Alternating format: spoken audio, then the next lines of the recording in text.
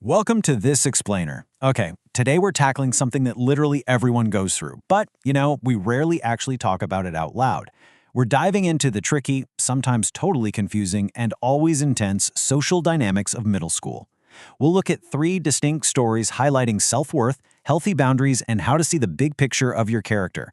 Because, let's be real, it's a time in life when absolutely everything feels magnified, right? The way people treat us, who talks to us, who notices us, it can all feel like this ultimate final measure of our worth.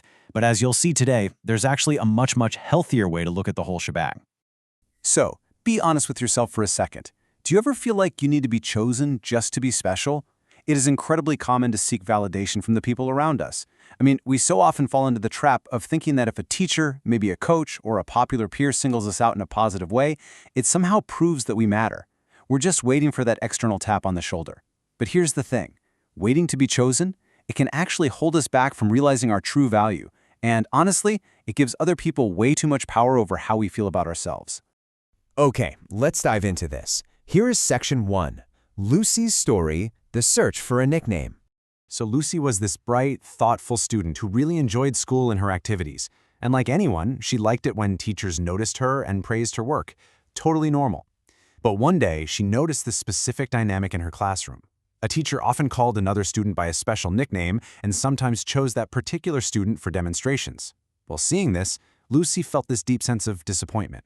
She had this internal thought, man, I wish I had a nickname too. Maybe then I'd be special.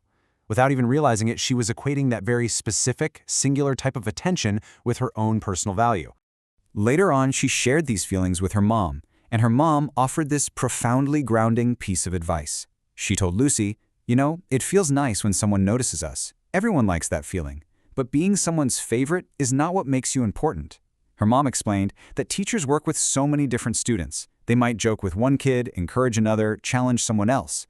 A nickname or a playful interaction absolutely doesn't mean they like one student more than everyone else. It's really just a different style of communication. What's really interesting about this is how Lucy's mom shifted the focus completely toward internal character. What truly matters, it's whether you are learning, it's whether you're growing, being kind, and doing your absolute best. These qualities are internal, right? They belong entirely to you, and they stay with you much longer than any classroom nickname ever could. You are the one building these traits, day in and day out, regardless of who is watching or who happens to call your name. Hearing this, Lucy realized something absolutely crucial for her own emotional toolkit. She didn't need special attention to know she mattered. She was already important simply because of who she was.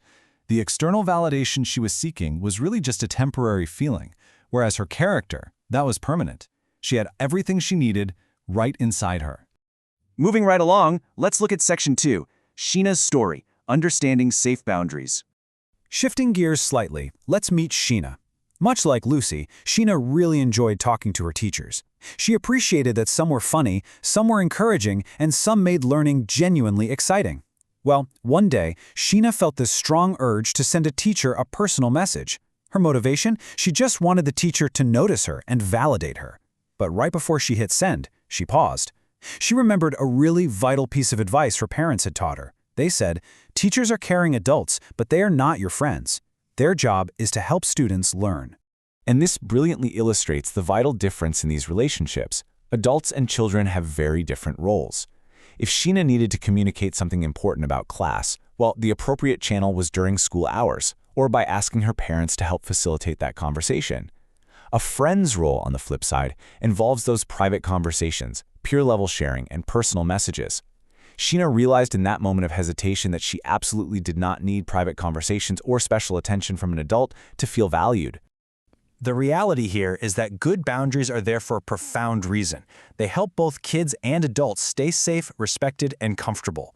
By choosing not to send that message, Sheena actually felt a deep sense of pride. She fully understood the vital difference between being friendly with a teacher and trying to blur the lines to become special to an adult. By recognizing that distinction, she effectively protected her own boundaries and affirmed her own maturity, a real win. Let's move to our third story and see how this builds. Section 3, Cammie's story, looking at the bigger picture. This brings us to Cammie. Now, Cammie was incredibly upset because one of her teachers had chosen another student for an activity. It bothered her so much that she spent days agonizing over it, basically letting this one moment completely ruin her mood and her confidence. Seeing her so distressed, her grandmother stepped in and asked this perspective-shifting question. She simply asked, "How many people at your school think you're doing well?" Instead of obsessing over the one teacher who didn't choose her on that specific day, Cami was forced to actually stop, take a breath, and count her supporters. And when she actually took a step back and started counting, the results were undeniable. I mean, think about this network. Her class teacher really liked her effort. Her school counselor noted how much she was growing. Her dance teacher constantly praised her hard work. The principal knew exactly who she was. And of course, her parents were immensely proud of her.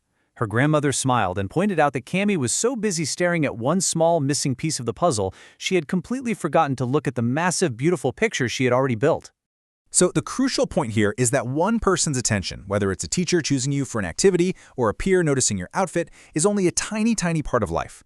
What matters far more is the respect you earn from many different people over an extended period of time, and you earn that broad respect through consistent effort, kindness, honesty, and character. That night, realizing the vastness of her own support system, Cami finally felt calmer. Which brings us to the final section, knowing your true value, bringing it all together. To find your true value, you can really just look right at the lessons our three girls learned today. From Lucy, we learned to focus on internal growth, learning, being kind, and doing our absolute best, rather than waiting for external validation like a nickname. From Sheena, we learned the sheer power of maintaining safe, healthy boundaries, recognizing we don't need private attention from adults to be important. And from Cami, we learned to always step back and look at the whole picture of our support network. You don't need everyone to choose you in every single moment. You just need to keep becoming the best version of yourself. Which leaves us with this final, provocative thought. Are you looking at the whole picture of who you are, or are you just sitting around waiting to be chosen? Because your worth isn't decided by a single moment of attention, a single nickname, or a single activity you get picked for. It's built every single day by your character, your resilience, and the healthy boundaries you uphold. Keep building that big picture, and remember that you already matter. Thank you so much for joining me for this explainer, and I will see you next time.